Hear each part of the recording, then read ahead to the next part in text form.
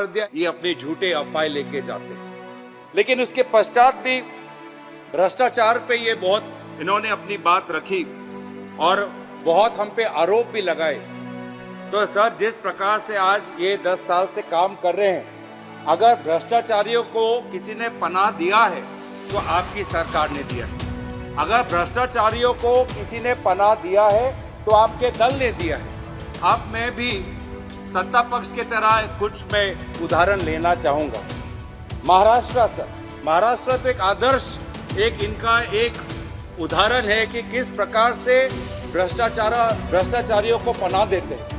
मुझे तो कभी कभी अफसोस महसूस होता है, महाराष्ट्र के इनके एक सांसद हैं डॉक्टर किरीट सोमय्या, बहुत उन्होंने आवाज़ उठाई भ्रष्टाचारियों के खिलाफ, लेकिन मुझे भी दुख होता है आज जिनके खिलाफ उन्होंने आवाज़ उठाई, आज उनके दफ्तरों में जाकर सलाम करना पड़ता है। सर, एक महाराष्ट्र के एक नेता हैं जो पहले शिवसेना और कांग्रेस के थे, उन पे 300 करोड़ का मनी लॉन्ड्रिंग का चार्ज लगा था। इन्फोर्समेंट डायरेक्टरेट ने उन पे मनी लॉन्ड्रिंग का केस लगाया था अभिनव ग्रुप को लेकर। लेकिन वे व्यक्ति जब वो अपने दल को भाजपा के साथ 2019 में शामिल किए तो वही का वही ईडी का फाइल बंद। सर, एक और उदाहरण देता हूं पश्चिम बंगाल का। नारधा को लेके इन्होंने बहुत से एक स्टिंग ऑपरेशन वहां पे बहुत चर्चित हुई थी। नारदा को लेके इन्होंने बड़े नेताओं का नाम लिया था, पर एक विशेष नेता जब बीजेपी में शामिल हो जाता है और उनके विधायिनी दल का सभापति बन जाता है तो उस पे नारदा का जो कलंक उसका साफ हो जाता है।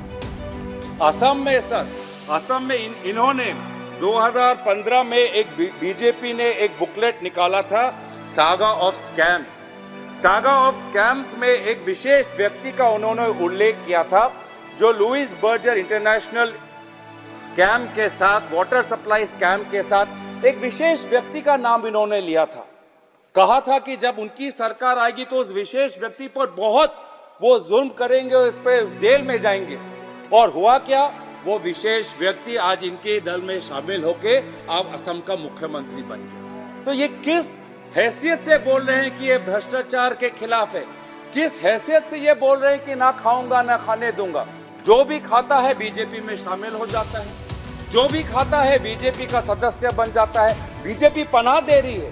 बीजेपी ने एक आश्रम खोल रखा है भ्रष्टाचारियों के लिए और सबसे ज्यादा अमीर लोगों के लिए।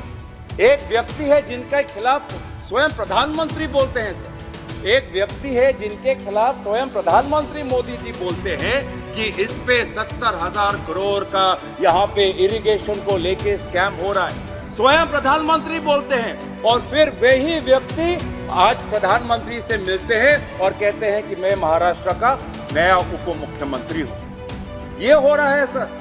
70,000 करोड़ का ये भ्रष्टाचार का आरोप लगाते हैं। अरे हमने तो किसानों का 70,000 करोड़ का कर्जा माफ किया था, आपने तो एक विशेष भ्रष्ट से लिप्त हुए एक व्यक्ति का 70,000 करोड़ आपने माफ किया हुआ है। तो सर, बार बार ये ईडी को लेके, ईडी सर आज बीजेपी का एक दूसरा अंग बन चुका है। ईडी को लेके सर आज हम ये देख रहे हैं कि किस प्रकार का मिसयूज ये ईडी के खिलाफ कर रहे हैं।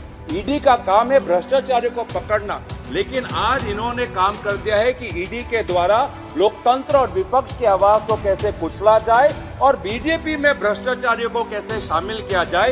ईडी इनका विशेष अस्त्र। असम फोकस।